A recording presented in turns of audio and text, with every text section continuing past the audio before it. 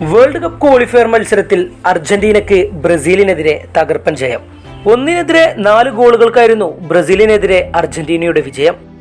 Super താരമായ Lionel Messi ഇല്ലാതെയാണ് Argentina ഈ മത്സരത്തിന് ഇറങ്ങിയത്. മറുവശത്ത് ബ്രസീലിലാകട്ടെ സൂപ്പർ താരമായ നെയ്മറും പരിക്ക് മൂലം ഈ മത്സരം കളിച്ചിട്ടില്ല. അർജന്റീനയ്ക്ക് വേണ്ടി Julian Alvarez, Enzo Fernandez, Alexis Mac Allister, Simeone എന്നിവരാണ് ഗോൾ കണ്ടെത്തിയത്.